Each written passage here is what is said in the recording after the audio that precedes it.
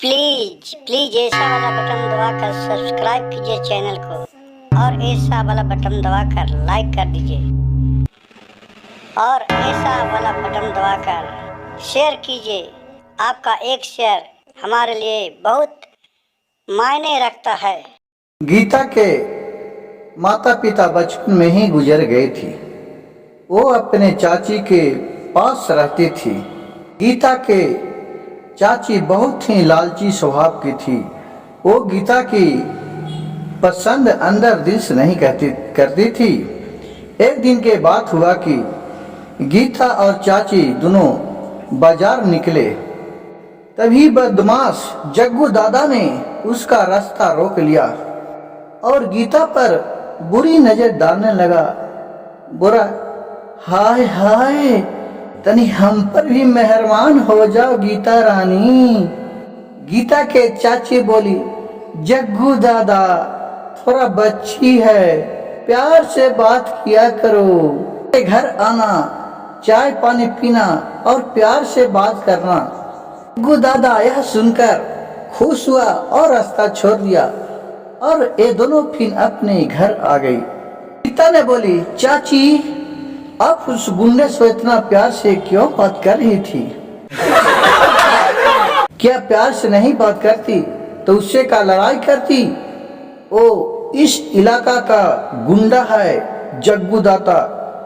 अगर उससे प्यार से नहीं बात करती तो हम अपने मौत का दावत देती और हम दोनों को मार डालता उसी जगह। गीता को उसकी चाची बोली कि तुम भी सुन लो बात ध्यान से। इस बात को जाकर तुम अपने चाचा से नहीं बताना, नहीं तो चाचा तुम्हारे और वो लड़ाई करने लगेंगे और तुम्हारे चाचा को मार डालेगा। इतना उसको धमकाया चाची ने कि वो लड़की गीता थी जो थम गई और अपने चाचा से ये सब बात नहीं बताई। 4 दिन बाद उसके चाचा कोई काम से बाहर जा रहे थे और बाहर निकल गए। उसी को बीच में उसकी चाची फोन करके जग्गू दादा को बुलाई। बोली कि आ जाओ हमारे घर में और बात कर लो। और जग्गू दादा घर में आया, बैठाया बेस्तरी। बात गीता सुन रही थी और बहुत ही परेशान हो रही थी। अगर मेरे चाचा आज रहते घरे पर तो मेरी चाची नहीं बुला पाते। मेरे चाचा गए तो चाची ने फिर वो बदमाश को घर पर बुला ली। ये चाहती क्या है वो समझ में नहीं आ रहा। गीता के चाची के मन में क्या चलता था कुछ समझ में नहीं आता था, क्योंकि वो जग्गू दादा से जरीक को भी पंगा नहीं लेना चाहती थी और उसको बहुत ही बढ़ावा दिल करती थी। और जग्गू दादा चाची के घर आती है तो चाची ने उसको पूरा बना के 5 प्रकार के खाना परसती है। कहती है कि आओ देखो तुम्हारे लिए गीता ने खाना बनाई है। जग्गू दादा बोला, तो क्या बात है, कुछ खाना बनाने वाली को भी तो बुला दो। इसका व्यवहार देखकर उसको गीता को पसंद नहीं पड़ रही थी, लेकिन वो तो लाचार थी, करे तो क्या करे। जबरदस्ती उसको पकड़ के उसको चाची जग्गू दादा के पास ले गई। गीता खाना परोसती है। जग्गू दादा खाना खाकर वो चले जाता है और गीता फिर अपने घर में जाकर और फुट कर खूब रोने लगती है। जग्गू दादा को उसकी चाची ने बुलाई और बोली कि देखिए उसको चाचा के आने के लिए 4 दिन बाकी है, तुम कल ही घर पे आओ और गीता को उठा के ले जाओ। ये सब बात गीता सुन रही थी और बोला कि जग्गू दादा मेरा पैसा में कटौती नहीं करना, हमको तुम पैसा ढेर सारा दे देना, कम से कम 5 लाख रुपया दे देना और ले जाओ इसको पास, पूरा प्यार से करना, जो भी इच्छा है जो करना और इसको उठा के ले चल जाना। ये बात सब गीता सुन रही थी। गीता अपने चाची को बात सुनकर घबरा जाती है और गीता अपने भाग जाती है। रात में वो भागते भागते एक दूसरा सा पहाड़ जंगल सब पार कर लेती है और एक नजर पड़ता है एक समोसा के दुकान पर। वो समोसा के दुकान पर जाकर देखती है कि अब कुछ खा लो, बहुत भूख लगल है, क्योंकि पैसा वैसा तो था नहीं। जो पैसा था वो अपने टिकट करवा के वो बम्बे निकल गई थी और एक समोसा के दुकान पर गई और वो भूखल बाहर ही गिर पड़ी।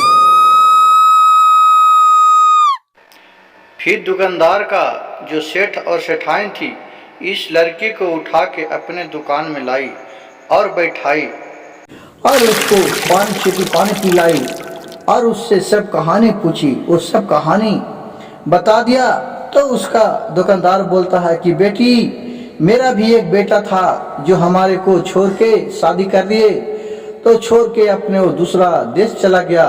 मैं भी एकदम लाचार अकेले हूँ। आज से तुम मेरी बेटी बन के यहीं रहो और तुम अच्छे तरह किसी तरह का दिक्कत नहीं है, तुम यहीं रहो।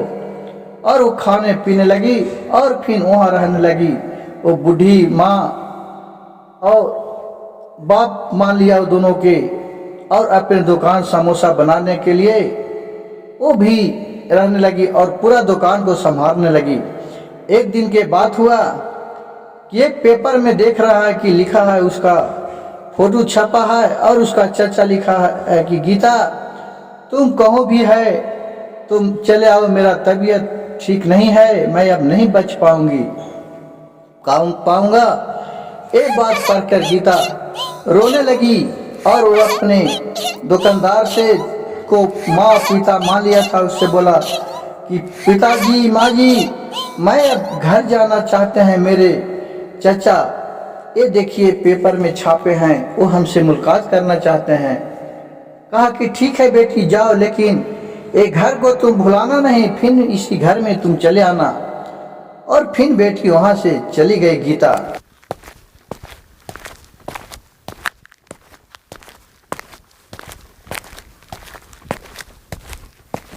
वहां गई तो देख रही है कि दरवाजे पर पूरा भीड़ लगा है।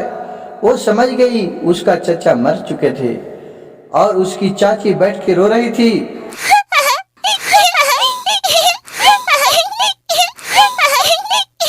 और फिर ये सब कार्यक्रम करके वहां से अपने चाची को बोली कि चाची आपके कारण तो मेरे चचा के देहांत हुआ। चाची ने सब बात अफसोस करके बहुत रोने लगी और अपने गले से लगा ली गीता को, कहे कि गीता अब मैं नहीं बच पाऊंगा, मैं भी मर जाऊंगा। कहा कि नहीं चाची, मैं आ गया हूँ, चलिए हमारे साथ। और फिर अपने चाची को बम्बे लेकर चला गया।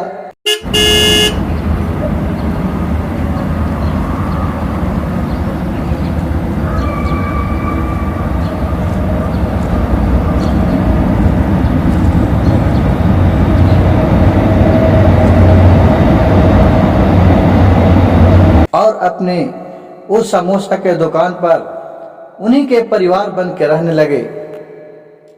फिर चारों परिवार अच्छा तरी उस दुकान पर रहने लगे। इस कहानी से हमें यह सीख मिलता है कि बुरे कर्मों का स्वभाव बुरा ही फल देता है, जैसा बीज रोपेगा वैसा ही फल काटेगा। मेरा वीडियो अच्छा लगे तो चैनल को लाइक कीजिए, सब्सक्राइब कीजिए और शेयर कीजिए। मेरा फेसबुक पेज कहानियों की कहानी को फॉलो कीजिए।